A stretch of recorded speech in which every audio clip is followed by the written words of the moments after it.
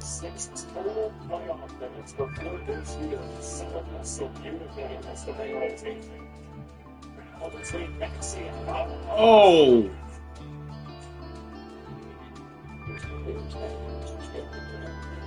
There's a rookie from the Bahamas. BJ hits the bottom. Hold on, after an over from three in the opener, they are giving up those pull-up jumpers. And they're 7 to us before the game. He's going to have to make some of those. Comes in the form of a jump shot. Outward was he in the first quarter of game one. And it's just continuing right on here in game two. That's what they need for Philadelphia. Cyrus Maxey. We've seen it from Esco. We've seen it from Tour. Try to do that to yourself. That was part of the film section. Felt like for the 60s, that's fair. Step back. Next time it's smooth. I like the space he created. It rolled out. And he's now jumped to 13 from 3. Philly has really struggled to initial distance. And it's not.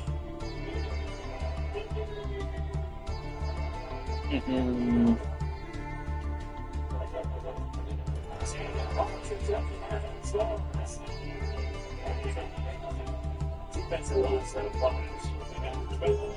Especially without a beat. Going to strength and not get down number 2. Let's go with a good screen. Big song.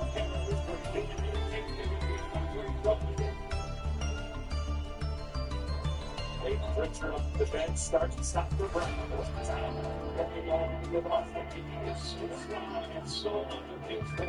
That's the recovery by Philly there. Brown back to the goal line, spinning out, losing it. Look back. It's time to goal diver in a playoff game in a scoring footage. That's more than any other player in Celtics history. Is finally the Sixers get their first 3. It's Maxey. For Maxey in Philadelphia. On the drive. No good. The window. The tip is there on the run trade from it. We'll go down to 2 minutes in the first. That's it for the 7-6. Well, it's just as simple. With that Halo penalty, it's just coming off the ball screen. It's an 8-0 back to the Sixers. Richard double change. Hit by Burns. Benson is 3 minutes left. It's a 10-0 run. He read that perfectly. 2 on the ball. That's his Helen and Burns, yes. It's a big, dynamic in the fun. Right. Starts on trip for the big Solver. And Solver is in that ball. It's under temptation island because you're obviously loving relationships, but like all relationships, you find yourself on a crossroads. So we have a lot of trust issues. I'm a little bit of a flirt. Oh, maybe a lot of a flirt. I don't feel safe anymore. I don't feel secure anymore. I'm here to figure out a little bit of myself, for the betterment of both of us. We need to walk away, keep fighting. In the beginning of the relationship, Nixon was still with 2 guys, and I still have some of that resentment, and I feel sometimes still have no second choice. Ultimately, there's really only one question for you. Are you truly meant to be together or not? I'm still sucks. Imagine sitting going for 5 minutes of real, and I want that person. Yeah, I guess. So what if we had a rough conversation with him? He's going to have to face the truth of what he's done. The next 3 days, it's like, I specifically happened. There's a moment where I realized my relationship is over. So obviously, this is my worst. Find a way to fall out of love with him and die in love with myself. I was forcing it because I thought it was the right thing to do. It was wrong. For the first time in a while, I'm not really thinking about us. I like to think that I'm a good person, and I wanted to see that in him, so I would be just in this like shit man. Maybe it's not an us problem, it's an individual problem. I need to learn how to not leave him, but it just be like that. Holding those resentments is something that I need to abolish for myself. I've come to realize there's only one lifestyle we have decided to ask the question. Our time is coming to an end. The next time we're here, we'll be reunited with the person who came to have and make decisions that much easier. You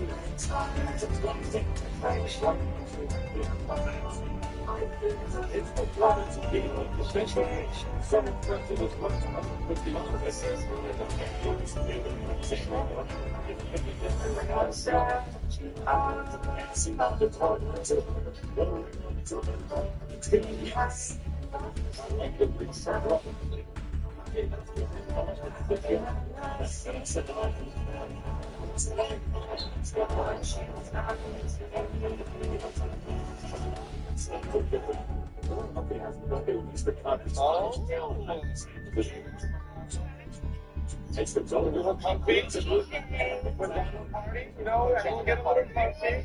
Bring it in. How the girls feeling? Comfy.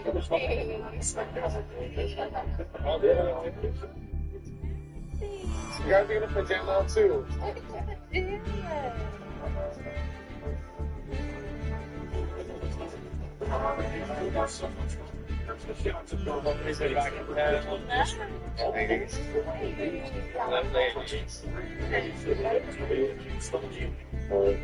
I missed you. Are you okay? You look a little.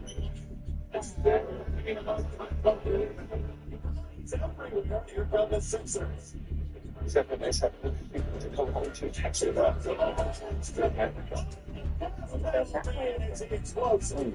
Okay, I'm excited for you with that. That's a good one.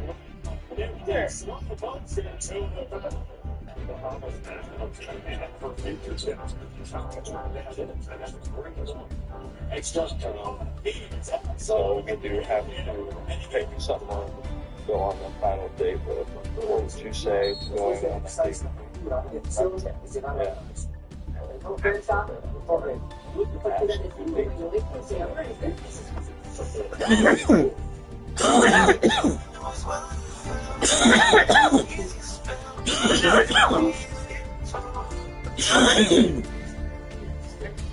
I've always thought, like, wow, this is the beginning of the cool.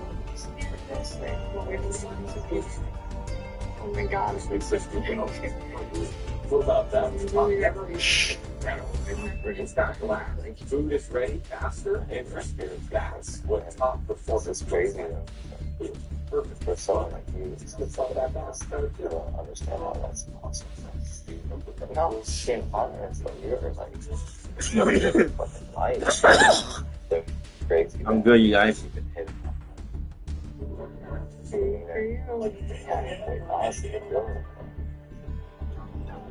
I'll get lost in my own fears. This is kind of close. I'm landing this plane. I'm not sure exactly how it's going to land. It's a way there. Difficult to take it into this day.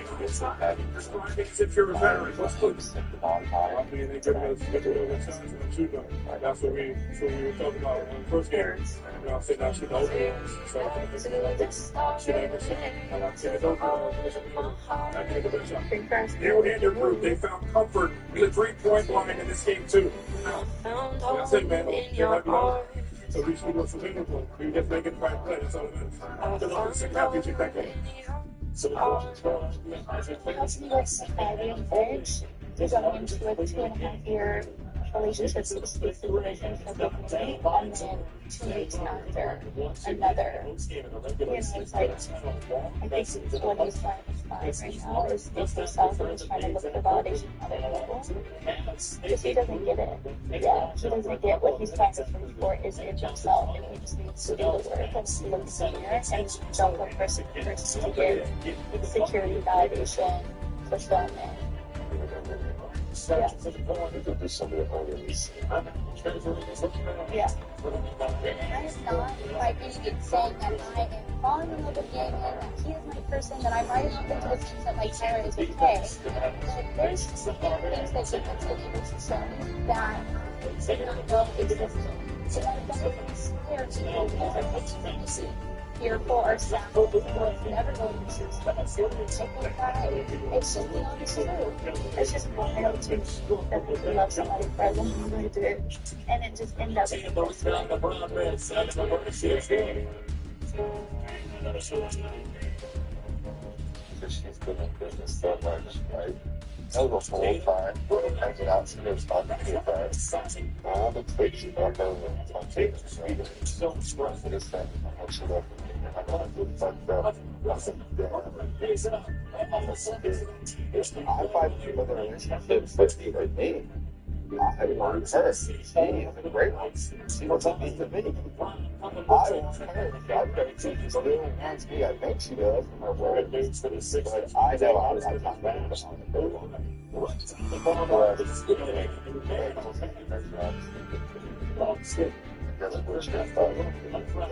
Even like in the last couple days, but like we've gotten a little bit closer. Just like with our friends going, we've had like more real conversations. So I'd like to go on that date. People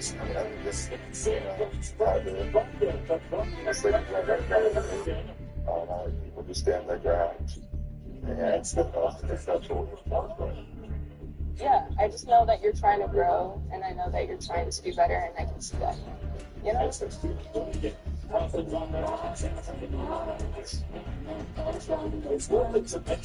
have to make final dates. So, like, third time's the charm. I think this will be good.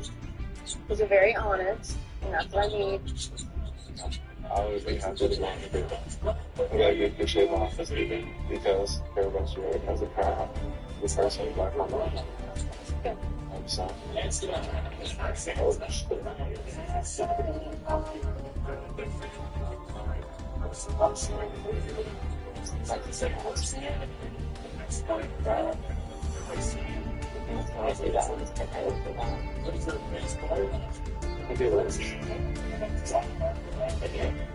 I was supposed to be upset if I don't take you on the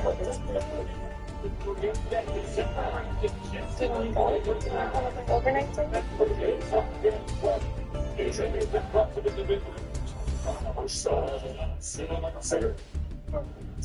Yeah. Definitely 100% from that touching feelings for her. The way we look at each other is overall, we get like butterflies.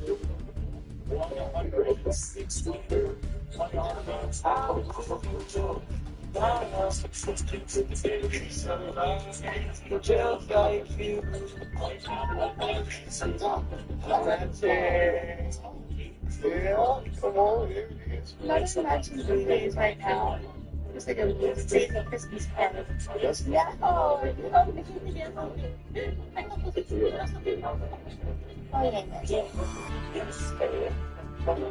I kind of started and once I have this and I just want something. So like the vibes are good. So I know like light gesture is just I'm excited. Happy to see that. Yes. I'm scared. The overnight portion of days that scared me. I have not seen tonight with stuff again in 2.5 years, but I did have a bad time with them. So,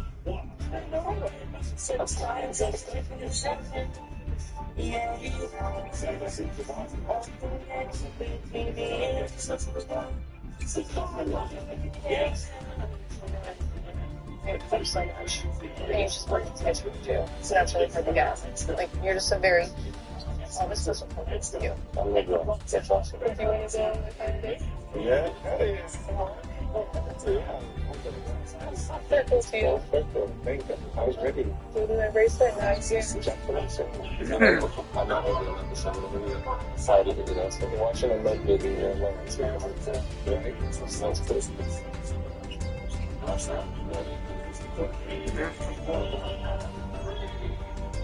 Have you been thinking about what you're going to say for the Yeah. Nervous, obviously, but excited.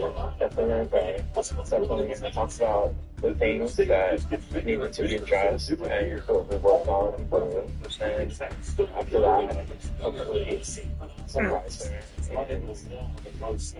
on the thing, right? We're all cheering on. We're like your little cheerleaders. So, coming to this like final date, I definitely wanted to have you come in and help me go get shopping and stuff. So Well, I would love to, and I feel like that'd be fun. I'm so excited to see her. I'm so excited to profess my love to her. If I came in here with extreme doubts and resentment and didn't work through it, then I wouldn't be in this position. So after the Fall on Fire starting to become real tonight, and I wanted to pull you guys in and officially announce that I'm going to propose to Alexa at the end of this. Yeah, buddy. That's what's up. Congrats, man. Bring it in. Yeah, we love to hear your reps. They went to fire. Has made the decision. That was been done without you. Pass out, bro. Congrats. That was fun. Let's get it. Appreciate you. Where's the shot? That's the shot.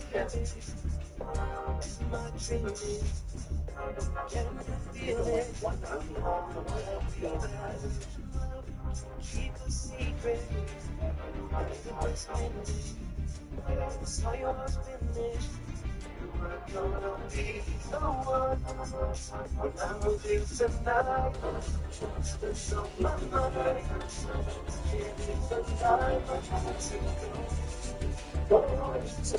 Lakers brought to you watching the Feelings. We need the Chris McGee, Robert Smith, the game here. We got Al and Trudell down at the arena. The Lakers in a thriller here in game 2.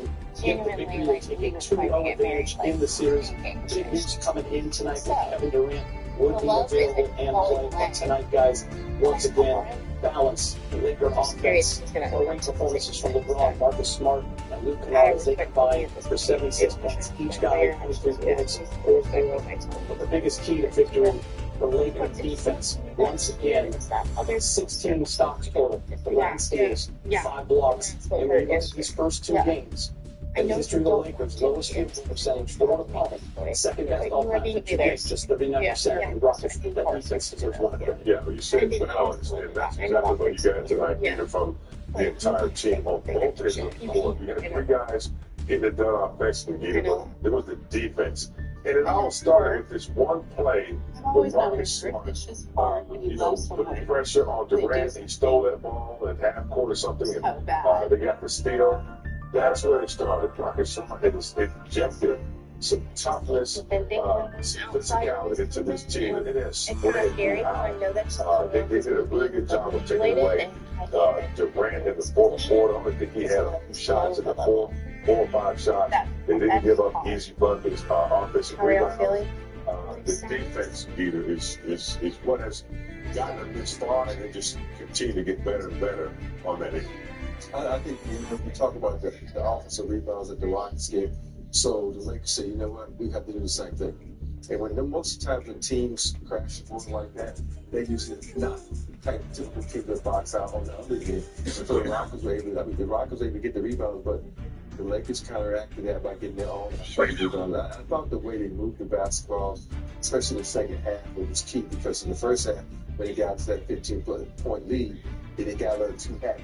And they start not taking care of the basketball. But then they, sometimes that's why you have halftime. You go in and you refocus and you settle down. And they came out and played very well. The defense picked it up. They stopped. They stopped KD. And then they cared about how many times they get to the rack. And what's more important also is stability all-star. Just like KD. They can keep him under wraps. He can explode again. So hopefully they can keep him frustrated. Marcus Smart, epic performance. Really is a country. Pero ningún otro espectáculo podría conducir igual.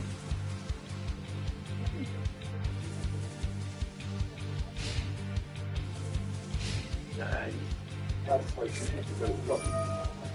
wanted to I went back to school at 39, 33, 42, and when I was good at support center at the College University, we helped each possible reach what helped me.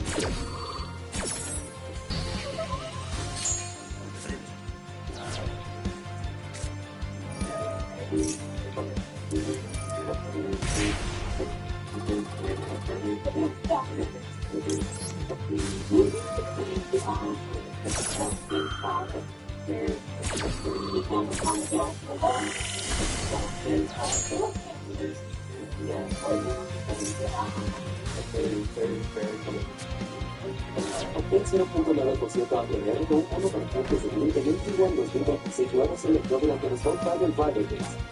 Epic performance. Good music by Kira. Marcus, an incredible effort for you guys on both ends. I want to try to fourth quarter, though. There was a series where you made 3 straight plays, right? The screen, then getting fouled, and then the big steal. Can you just take me through that sequence at the time your team needed it the most? Just been locked in. It's just been that defensive behavior that both believe that this team needs and that it's going to be all year, right? And just use them out to see what they expect to see play. 5 steals for you overall in the evening. I know that's been a great part of your career, but can you kind of just take me through how you were able to get the ball and the offense in the way that you do? Just really being, really select on these financial spots without traveling. And my teammates around me that again deliver. They trust me, my instincts and everything like that. So just using what I've been doing all over.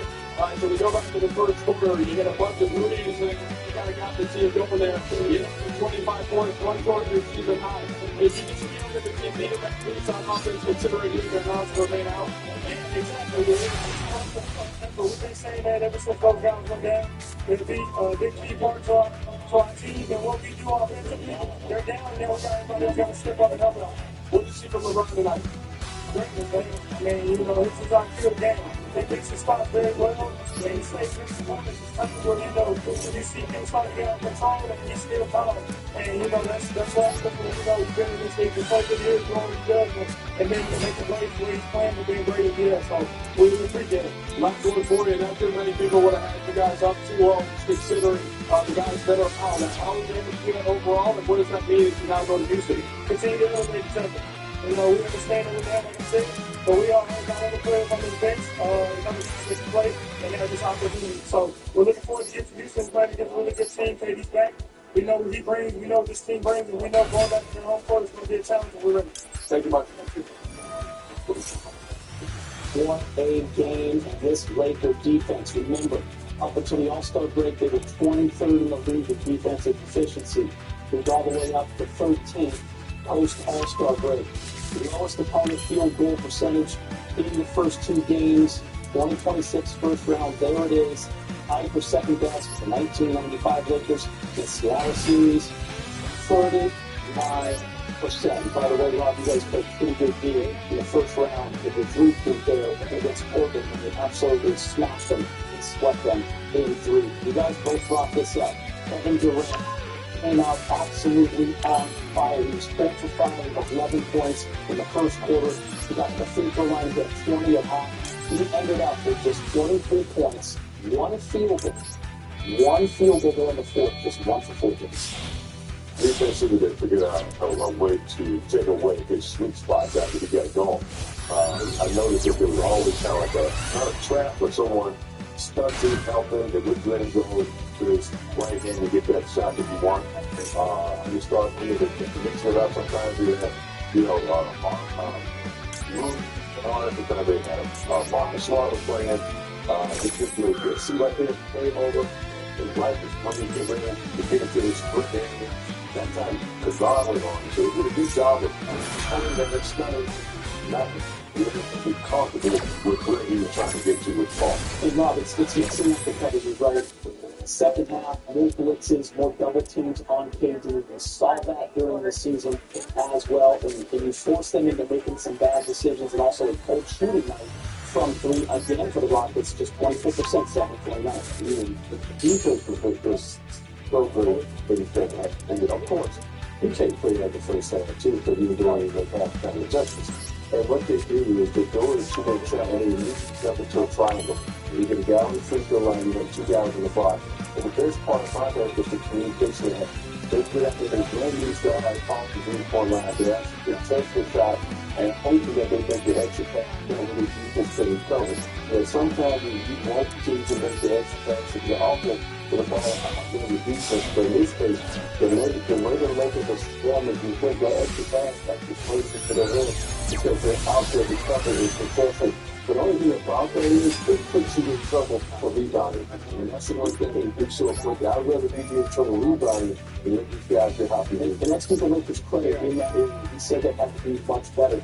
They were tied with the Rockets in rebounding after the third quarter. Now, the Rockets won the rebounding 1 by 5. They also, if you look at the box score, 17 offensive rebounds and 20 second chance points. 7 of those offensive rebounds came in the first quarter. So in the second and third quarter, we got 3, went down to 2, and then they had 5 in that decisive fourth quarter. So the Lakers did a much better job on that end of the court. All right, I want to show you guys this because offensively there was some brilliance for these Lakers. We talked about it without really getting on.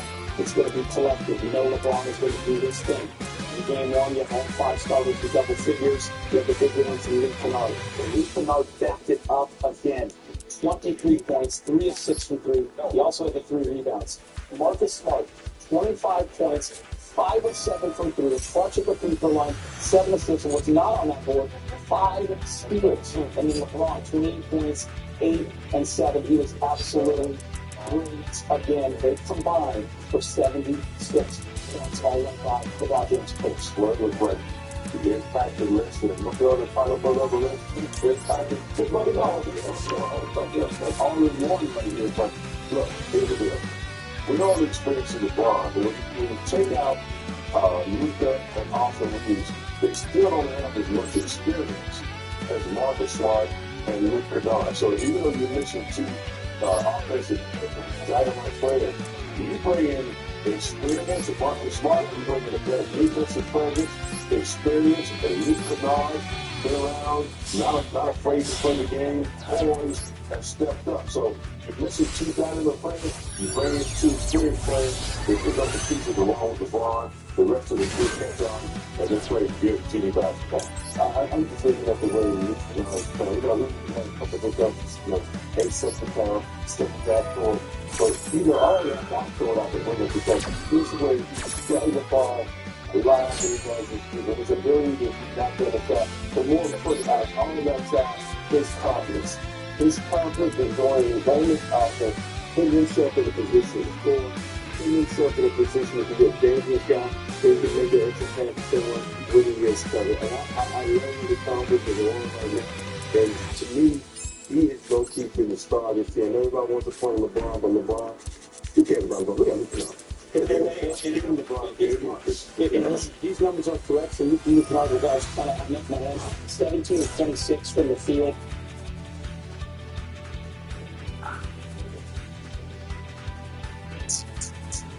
Guys, you know, to on and then just talking about Dave. Now, it's about since I talked about Dave and what you gentlemen. Now, I'm a piece of that ball over the line. That's going on. And everything that happens. But the next thing we see about it, he's talking about 3.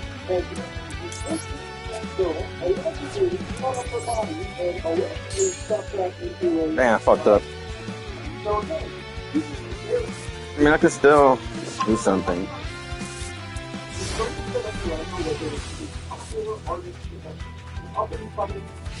Artist at the time, so he was a music industry. He was a young guy, and he was literally on tour at the top. I don't know what 6-7 months ago, there was a situation where, again, Hollywood Punk had a Tesla that was found in a mine site. What is this? Hollywood Punk inside the Tesla, and they opened up the actual front of the vehicle.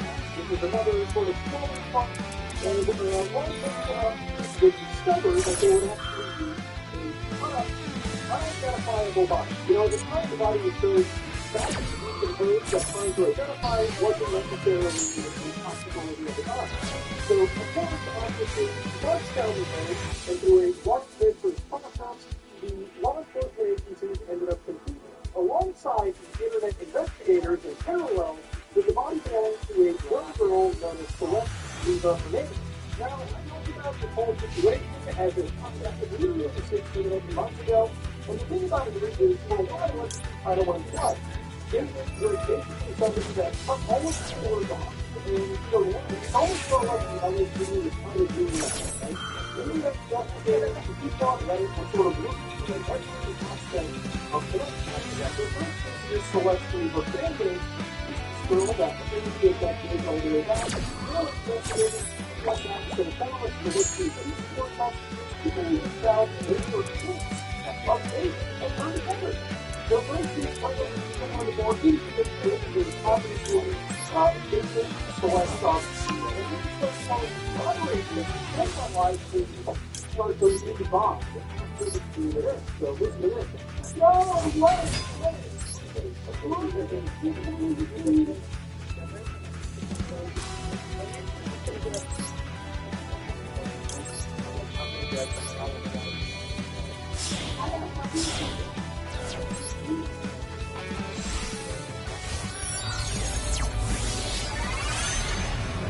It's so weird, right? Because I've been talking about the even God, things like the video stuff, and things like this. Multiple potential started to look at ways to see that. They're going to verify basically around the same time that the law enforcement agencies and Mr. Hernandez was actually, right here. This is the same situation. Again, this whole Davis situation just kind of died down for a little bit after that because obviously the law enforcement agencies are doing their thing, and it's just something much being discussed. In fact, if anything, the constable probably didn't think that they would investigate by finding positive pieces of evidence and contaminating them with their own fingerprints, right? As is that point where people found like one of the possible intentional cars for the actual vehicle just getting out from the street, likely was working with the jury. Why are you talking about Davis and everything? Why is Davis has been found cars with a proven and horrific death of the people? So I'm going to talk about this with more than a thing because it's really developing this in the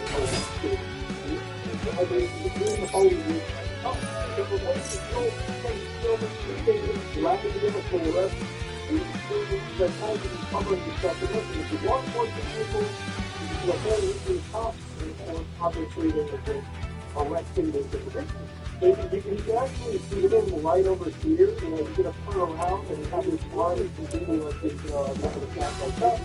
So yeah, they're just prepping in for 24.5 points. And right over here, the actual, they brought in the whole SWAT team, the marshal, everything that execution points. And that's one. I believe it actually, the only place, I believe, where there's like 20 actually, that was like, that law enforcement. So, here's what. I mean, these kind of public because I feel like so we think that's something about the VA office that kind of signal when they can execute an arrest. So again, he gave it charges. He will face 3 charges in the investigation into the murder of Wes Weaver on accident. Basically,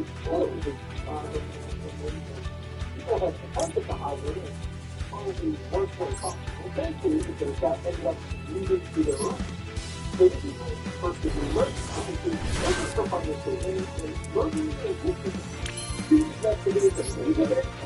Alright, good, thank you. Yeah, I got him right here. And that's actually, you know, the process involves years with the market, and the years at the bottom. So that's one of the areas that depending on the possibilities, he wanted to be more couple of cars, and there's nothing. So it was basically so that they can control better than this. Obviously, I think all of us wasn't the one thing to figure out what happened over here. Why did you want to make discussing things that you feel decades really when it comes to one of the most famous clients that the civil public sector really has. So you got evidence on windows for the weakness of the investigation.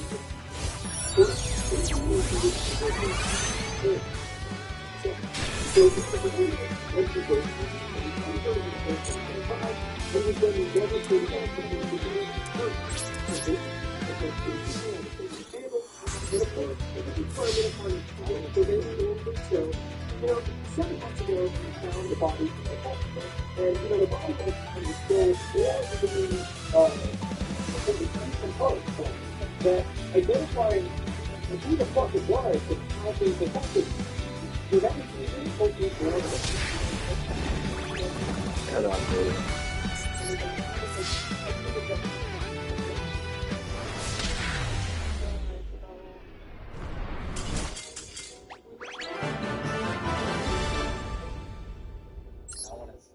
Stay in this moment, okay? As much as possible. Stay in this present. Ignore, the responsibility. This is my Bell voice. If I check it out. Not even that expensive, to be honest.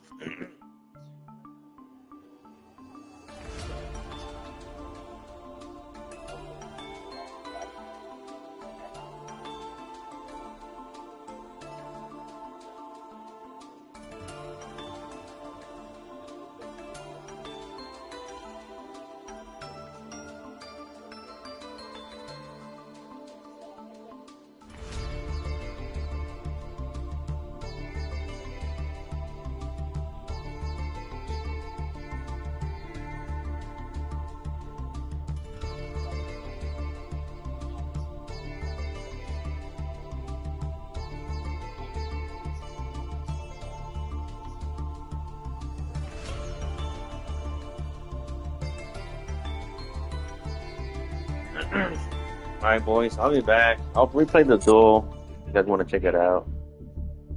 You're out right now. But like right now, I'm thinking that's happy you're here. And I'll be back.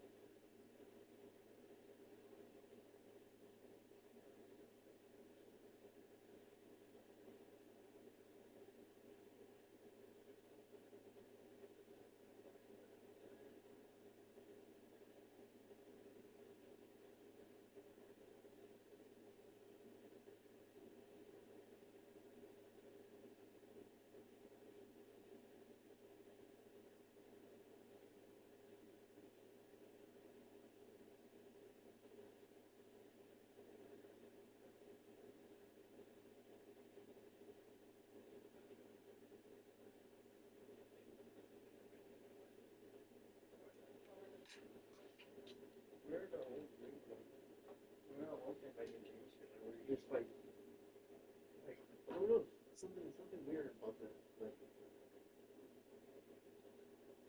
Like I don't know how to explain it.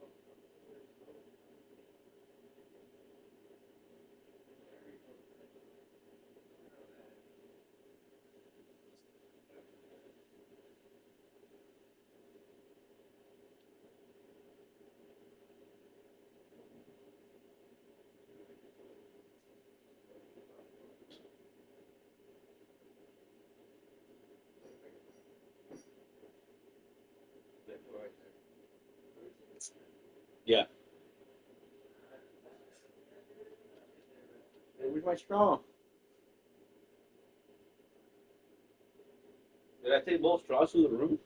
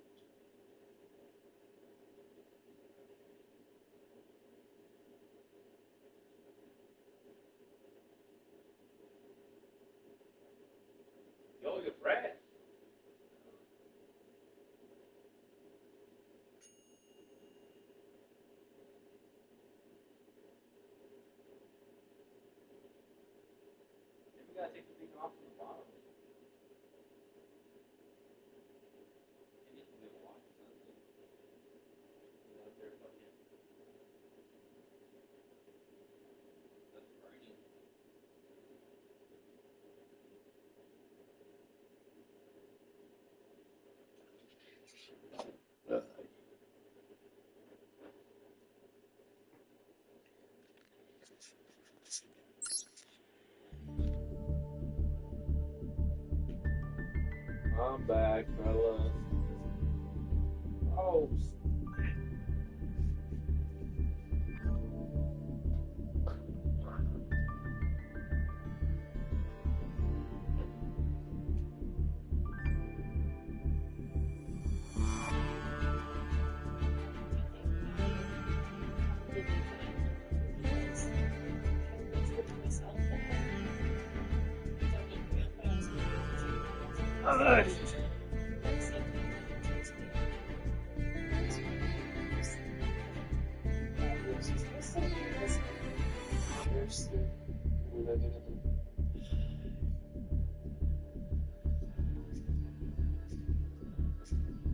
Welcome to the Intelligent One.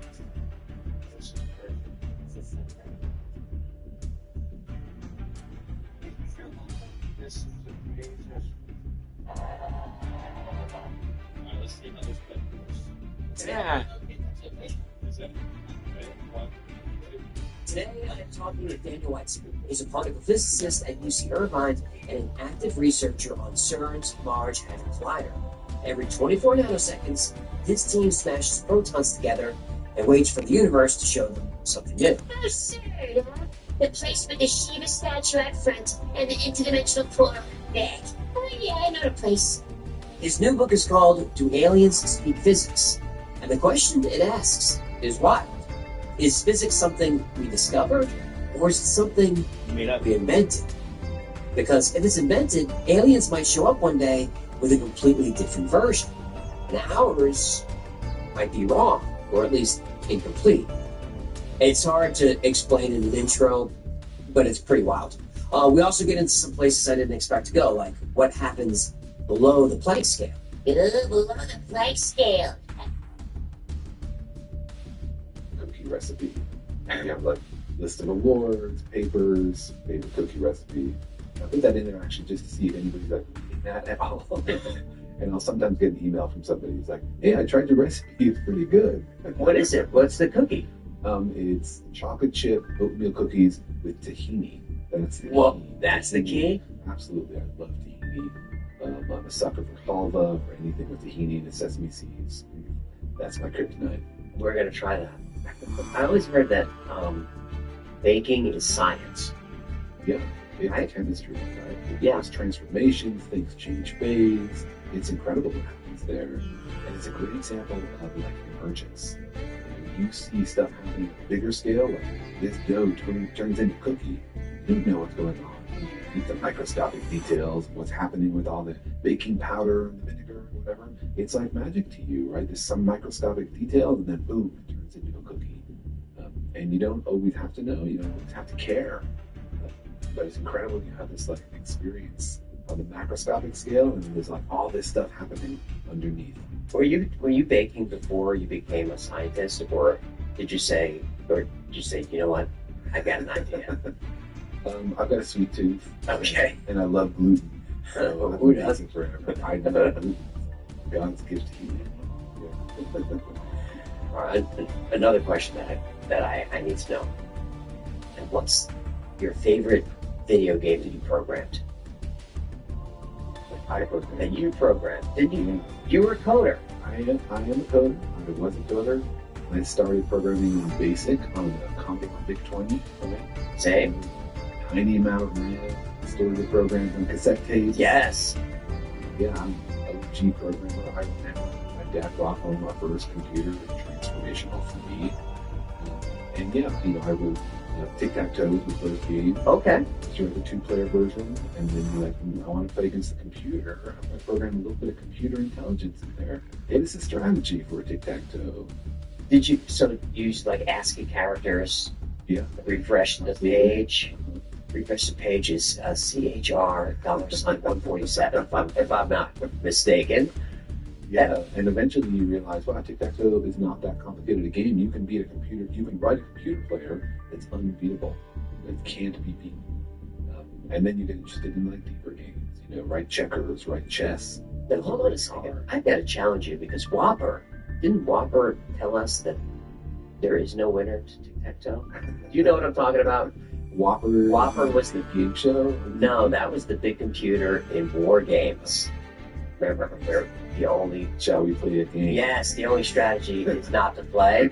Yeah, So you, everybody knows it. Local film of the war. yes, it does. It does. But if you play tic-tac-toe right, you should get a draw every time. Right. And that was something I only discovered by writing a computer player that I couldn't beat, which was pretty cool. Yeah. Big 20, when I'm talking to other, can I call you a nerd? Yes, I'm Okay. a proud nerd. Same. When I'm talking to other nerds, we always have this competition about who started at the lowest baud rate. Lowest baud rate when you first first dialed up to CompuServer BBS is what's your lowest baud rate? Let me see. Yeah, I ran it. Yes, actually. You did? Yes. No. On my computer. On Mom's phone line. On Mom's phone line. We racked up a bill. You know, we had the second phone line, actually. You know, and big people all over the country, all over the world contributing. It was a lot of fun. I was so enamored. That was, you know, this was well before internet. Oh, yeah. House, but everything is dialed up. And so I think it's 14.4. Gameblog is my slowest. That was your slowest? Oh boy, I go back to 150 baud.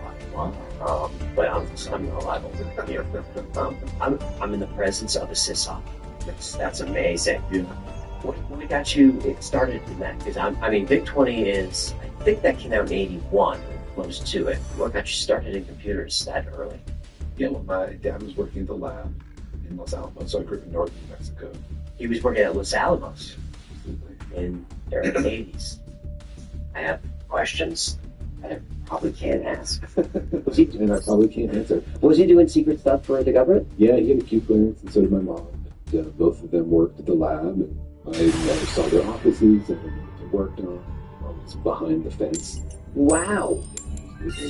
They never told you anything? I mean, not classified. I mean, what did they say they were doing there? Well, my mom was working with nuclear non-proliferation. So I know the nuclear non-proliferation stuff very generally, too. And my dad had no idea. He actually went out to the test sites in Nevada sometimes. So we were working on definitely related stuff. But that's one reason why I got physics. I decided to work on something that could not be turned into a weapon. But as far as I know, nothing we developed science, and you could kill anybody. Because, you know, developing weapons of mass destruction, thinking of civilian populations, I respect it. My parents worked on that. Sure. Somebody would have to do it, but it's more complicated. It is. I wish we didn't mess with that at all. Yeah. But they came to it from a funny path because they actually met in Israel. Orthodox Jews, probably the rabbis. He lost his faith. He moved to the U.S. and he went back to school, became an engineer. So he was on computers and blah, blah, blah. So I'm playing with it. I feel like the power of this thing, people from around the world, it's intoxicating. It's intoxicating. Oh my God, I had a very similar experience. I think I ran into a computer at a furniture store, and they were using it as a prop. What? And they just let me sit there for hours. And I was like, Mom, I need to have one of these. And Big 20 didn't go C64, they didn't need on top of that. That's how they did that. Yeah. You had to go Commodore 64, right? Eventually, Okay. Then we got a PC, of course. Of course. Commodore 64, when you got that floppy drive, it was the 1541, was it just like, how do we even fill this thing? Right? I know. This is so easy. We have all this RAM, stuff like this, and yeah, it's so easy. But, you know, every time you upgrade a computer, you need more possibilities for the computer. There's never there are something to think of something which requires more computing. Yes. It gets more power stored. It's incredible to me now so much of what we do at some equipment that is powered by computers. We just cannot do with it. because it's in everything. It's enabled so much of what we understand about the universe. And you're writing code there that I think you said you enjoy doing. I do, yeah. I'm a big user of Groovy if you want to just research, but there's always one project that I'm the one writing code, making the plots, and responsible for the progress, because that's why I got into this. And not to manage it and do spreadsheets, but like investigate the universe and be there at the moment that they ask the question and hear the answer. I never want to give that up. So I think most people understand how particle acceleration works. You smash them together. Yeah. That reminds me, you're smashing atoms together. As a kid, weren't you smashing rocks together? you were doing this for a long time, weren't you? Yeah, absolutely. Can you tell me, that was when you were a kid, right? Yeah, I was wondering, what is everything made out of? You take two rocks, you smash them together, you get small rocks. Yes. You work together, you get small rocks. And I'm wondering, how long can you do this for? You and Plato were the only ones. Yeah. At some point, you just keep getting smaller and smaller rocks, or at some point, you just stop hitting the rock, it's something else, right? And I just wanted to realize that and more than just giving that foundation or fundamental questions. Because to me, it sets like the context of our lives and why it was achieved this certain way. And so I wanted to get into this really depth and very so to use the hardware and collaborate is like the ultimate rock selection. Of course. So you've always been interested in building blocks, and even before you even knew what they were. Yeah. That's really interesting. And I feel like everybody has a question.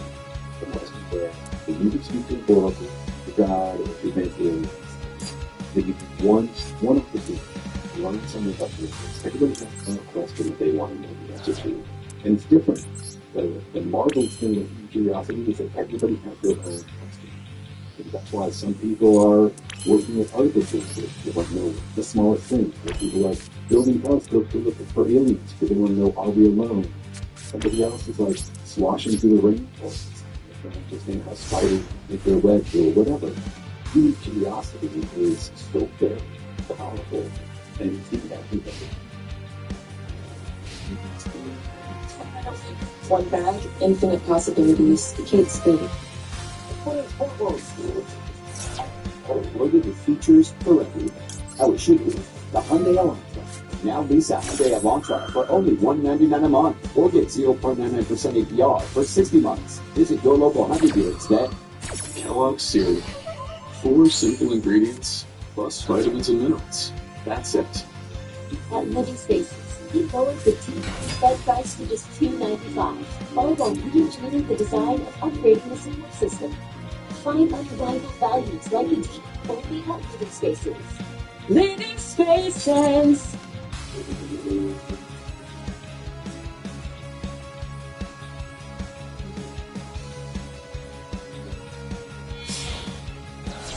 Introducing the new Elfin Valley, where you can roam on the largest land animals and feel the wonder of their world. The elephants aren't the only ones who will never forget. This is huge. That diversity is very important. Then what's your question? My question is, what is everything? And fundamentally, what defines the building blocks of the universe? Is there a lowest, like a firmament, other than bubble gum? Or is it go on forever? We'll get into a little bit in more detail later, but are you talking like, you sit there and go,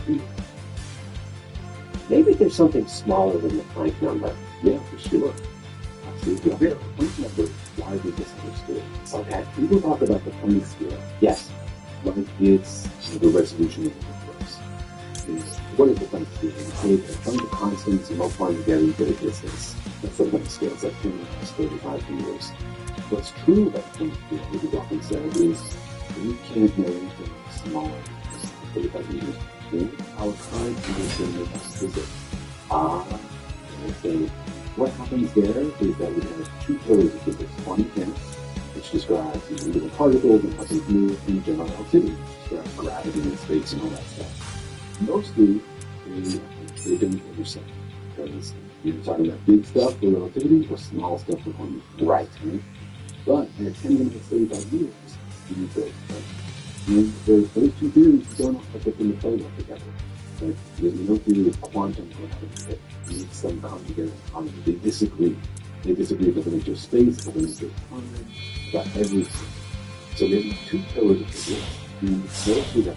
But sometimes they overlap. In 10-35 meters, you don't know how to understand.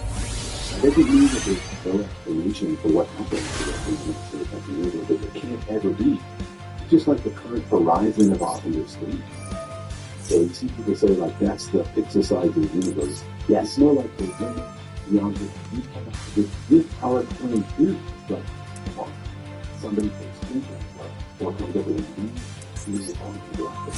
but if it's past that point, it's down to see deeper. It's history of the universe, and it's very, very deep.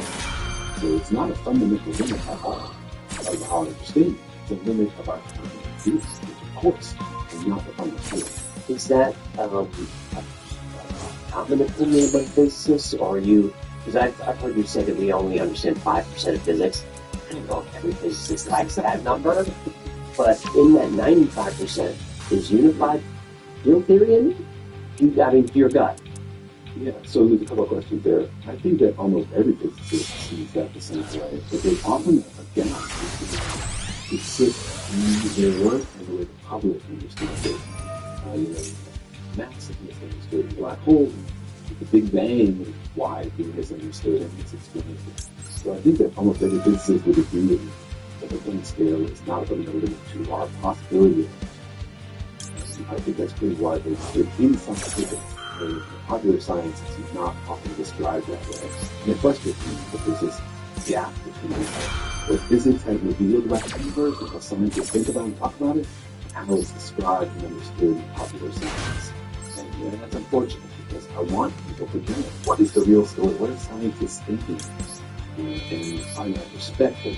Sometimes that's translated, sometimes translations go wrong, for good reasons, and good intentions, absolutely it's hard to translate it. But when there's that persistent gap, I feel like that's unfortunate because people are being not intentionally misled, but they're misunderstanding what we know.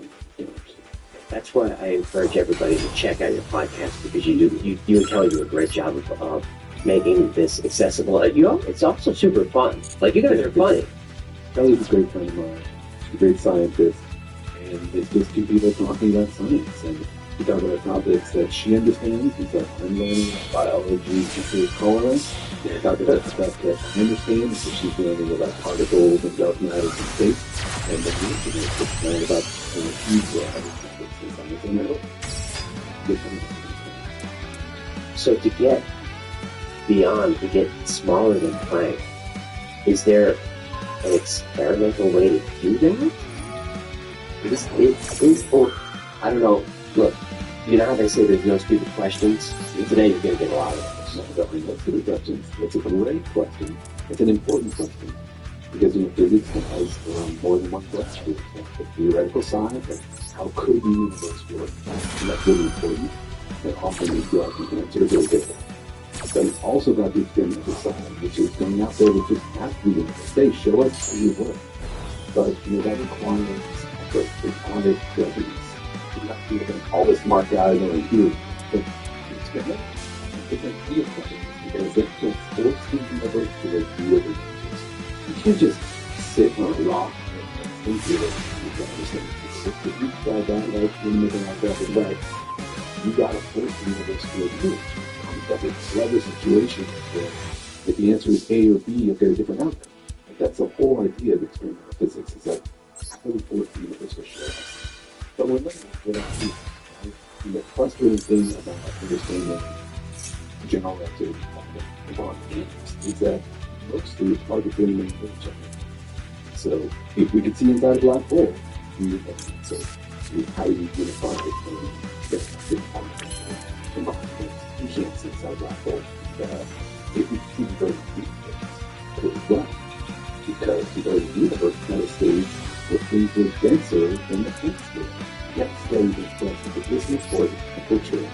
And so things were hotter At the time as well, yeah.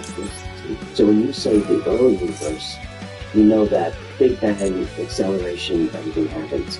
Are you talking about that first femtosecond?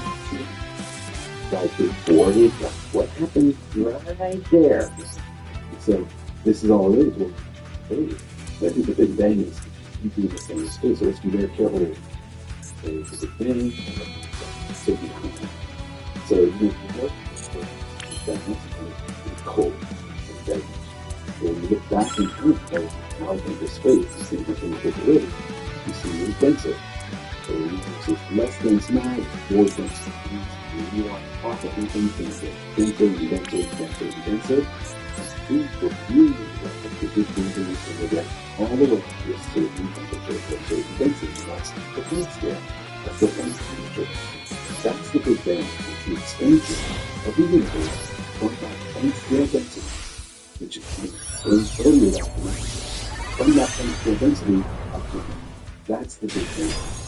The Big Bang is widely misunderstood. The universe began as a point in space and exploded out into existence stage. That's what most people's impression of the Big Bang is, and that's basically totally wrong. Widely described as it. Of course, wrong because the Big Bang doesn't claim any origin to the universe. It's not the beginning of time. It says that we understand from this point forward how the universe expanded and created. Before that, the question is, we don't know. Yeah, that part is speculative, and there are lots of theories there we can dig into. But that part we don't know. So everything from Planck scale forward is the Big Bang. Before that, question mark. So we don't know how the universe began. The Big Bang does not claim how the universe began. It does not. It's agnostic on that question. And the other thing people don't understand is there was never a point in empty space. The Big Bang was everywhere. The whole universe is always filled with stuff. Wait, hold on. The whole universe is all, the universe was there, and I have to put there in quotes, before the Big Bang? So we don't know where all the stuff came from, right? There's some hot, dense state 13.8 billion years ago, unexplained. I'm singing the theme now to Big Bang Theory. Okay. That, the universe then expanded and became dense, right? The Big Bang is the density. Right? If the universe is infinite today, and we don't know, but let's say that it is, then it is infinite then. Because you can't go from a finite universe to an infinite universe. Right. So if we start with an infinite universe that's big and not very dense, and we want to talk the infinite universe that's dense, it's an infinite universe filled with infinite matter. It's an infinite Big Bang. The Big Bang is everywhere. It's not an explosion of quickly in space. There is no empty space. It's just all space is already filled with stuff. Now, you're like, okay, but where does that stuff come from? I mean, you can't just say that you don't know. Why would you think you don't know? You're saying the Big Bang doesn't explain it. It's not an infinite dense point which exploded out into space. Lots of theories about where it's coming from, inflation, etc. But we don't know. We don't know if it goes on forever after it becomes a new. And so when you say we need the early universe to help us understand how to bring general relativity in harmony with the sun and planet, I say that you can just watch it. You know, if you could watch and see what happens before a moment of density, then you could know. And so that's hard. Right? Experimenting very good. Of course. I've heard everything from quantum foam to in the beginning. Yeah. So where? I mean, if you had to, but we're going to do a lot of speculation today. Where do you go? Where do you lean? Yeah. Well, we're going to figure it out. We are. We absolutely are. I have confidence. Look, humans are clever, right? And when we want to know, when we just did it by curiosity, we're going to figure it out. And anytime something like this is impossible to figure out, like, that just means they haven't been smart yet, or like the kid hasn't been inspired yet. And that's, one reason why I don't want people to understand what we don't know about science, because there's some kid out there who's thinking, science knows to figure it out, so be a rock star instead. And like, no, I want that genius to come cracking problems, be inspired by the mysteries. But, we somehow forward our way. Like, the earliest thing we see in the universe is not from will feel like a moment of intensity. It's like 400,000 years ago. That's when the universe became transparent. The universe was hot and dense like the center of the sun, so if you made a photon, it's got reabsorbed. Right. Like if you turn on a flashlight, the center of the sun, the view is not going to be different. Right. Like if the sun is different, the universe will rotate. And then it became transparent, and the light created right at that moment. It's still alive. You can see it. Incredibly powerful scientifically tells us about it. For the universe and things that are dark now, way back then, and nature. But that's like 400,000 years after the point where it goes deeper. So the key is that the universe was opaque to light before that point. Right. It was. You know, so the universe can be transparent to other stuff. For example, neutrinos. Neutrinos can pass from light to earth. So you should really see it tapping my fingers right now. It's trillion every second tapping your fingers. So they have see the speed of light. They cannot. They can't. On that shell cannot. Nothing can see the speed of light. And they have any little bit of mass. They need just below the speed of light. Okay. Yeah. But they were flying around the first. And the universe was transparent to neutrinos, just like a second to this point here. So if we could see units from the very early universe, we could see 400,000 years earlier than we've ever seen before. We could see the structure of the universe, the shape of the universe, what's going on, what's it foamy, what's it smooth, where's the purple ground, we don't know. That's exploration, right? We have ideas, we have theories, we can use ideas to figure it out, but that's part of science when you do that. Yes. When you ask me something, the answer is something nobody expected. Those are the reasons I got into science. For those ones, what? That's the way it works. Nobody expected that, right? And so, my scientific dream is that kind of discovery. When the universe tells you the answer, that's impossible. And yet it is, which is humans have to change the way you think about the universe. And that's the power of this thing that is that it's our connection to reality. And we go beyond the gravitational waves from the universe. The universe is mostly transparent, but the universe is mostly transparent to gravitational waves from very, very, very early on, fractions of a second. You still look at them, and they'll find them. And so I think, years or decades, we learn a lot more of the very, very early universe. And then people will have a better understanding beyond that. Before those into how to unify mechanics and general relativity, how the universe actually works. You're confident that we'll get there? I think we're going to get there. I don't know for sure. I like to be optimistic. I can't guarantee it. There could be a limit to human cognition, but maybe not smart. But maybe the show can tell us. Somebody before they get here, you can figure it out. I would love to be there for it. But the rate of progress, scientific discovery and understanding is astounding. It's just accelerating. So I would bet against humanity. What's the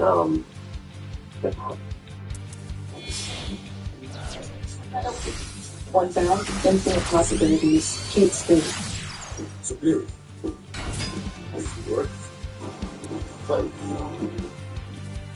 Los bebés nunca paran.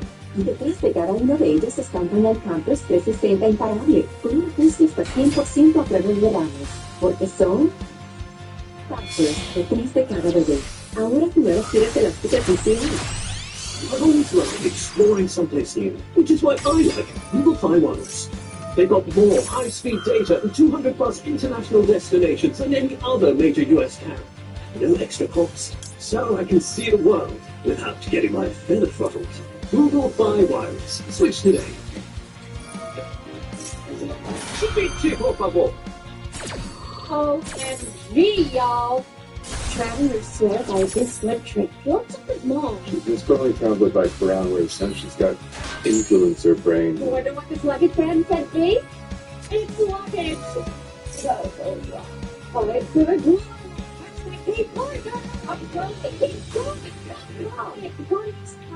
They compare hundreds of sites, so you always get your trip right. Oh, what was that, Sam? Louie? Kayak. Got that right. I would bet against humanity.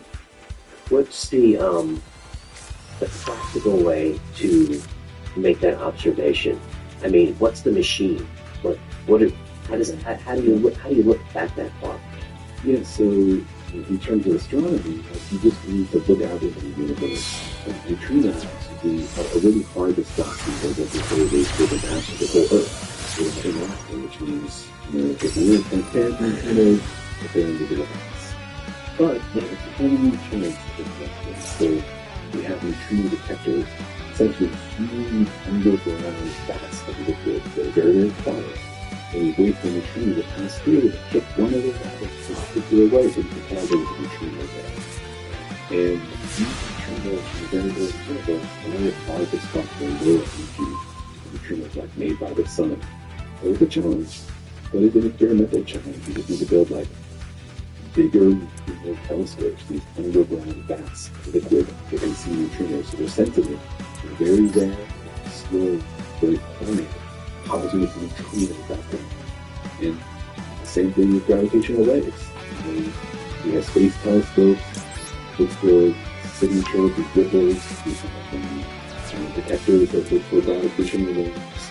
And we have even strung together, we have a galaxy sunrise gravitational wave detector built out of the pulsars in the galaxy theater, kind of a piece of science.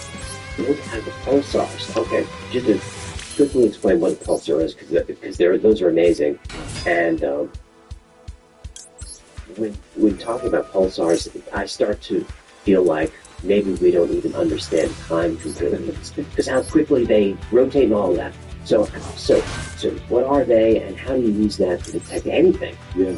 So pulsars are neutron stars, and stars are a life cycle. They burn, it happens with them, and eventually they use it for fuel. Sometimes if they're big enough to turn into black holes, they turn into white dwarfs, and if they're not big enough to turn into black hole, they're going to turn into neutron stars, which is not dense, all this stuff spinning really, really fast. Very dense. The teaspoon of neutron star weighs an incredible amount. I have got to on my fingertips. It's super dense. Pulsars are highly neutron stars that have a very strong green material shooting from the pillars. So neutron stars have a magnetic field, and the way that we see the northern lights, with particles from space that get funneled by a magnetic field up to the North Pole and then to the South Pole. Really cool. The inverse principle, if you're emitting the particles, the magnetic field will turn that into a beam that comes from the North and the South Pole. And so if you have a neutron star, you've got its spinning, and you've got a magnetic field that's not aligned with the spin of the neutron star, just like our magnetic field is not perfectly aligned with how the Earth spins, you will be a beam sweeping through space. And that's because the neutron star is spinning, the magnetic field is spinning precisely. And sometimes it passes over the Earth. So you get a beam and you go direct. You get a blip of the beam. So those are the pulses of a pulsar. And they're incredible because they're super duper precise. And they rotate with an amazing mechanism. Sometimes they take a second to spin. Millisecond pulsars are these incredibly fast spinning stars. So every millisecond they get a beat from them. Great story about their discovery. They saw them in the sky. They thought, oh, this thing is easy. Is this aliens? Right. Are these the aliens? I think Tesla misunderstood pulsars as a message at some point. So how do you use those to detect stuff? Yeah, so they're constant, right? There's gravitational waves, are distortions in space and time, right? They are ripples in space. So if you have a gravitational wave passing through the universe, it passes between pulsars, they affect the pattern of the pulses, right? You see the flip, and it's when you run into the bomb, it's when you look at short. So you can predict how a gravitational wave with a wavelength the size of the galaxy is going to affect how you see these incredible clocks that the universe has put everywhere. And so if you make really careful measures for all these pulsars, you can reverse engineer what happens to that gravitational wave. And we've recently seen this a few years ago. Really, it's a pulsar timing. Like, this is what I mean about engineering experimental physicists. Like, you can't just build a device the size of the galaxy to measure these things. You gotta figure out what's out there and how do we use it to reveal the truth to us. That's brilliant. So since that worked, what does that mean? Why was that so important? What it means is that we learned that there are gravitational waves out there that are, wavelength the size of the galaxy. The gravitational waves start to rebuild on Earth, it can see gravitational waves that are still but it can't see the really, really big ones. That's the kind of thing that is going to tell us about the very early universe. So right now we're just seeing, there are gravitational wavelength. It's kind of a noisy environment because anytime anything in the universe moves, it makes a gravitational wave. Any acceleration. I wave my hand, that's a gravitational wave. Sure. Any black hole orbiting anything else, that's a gravitational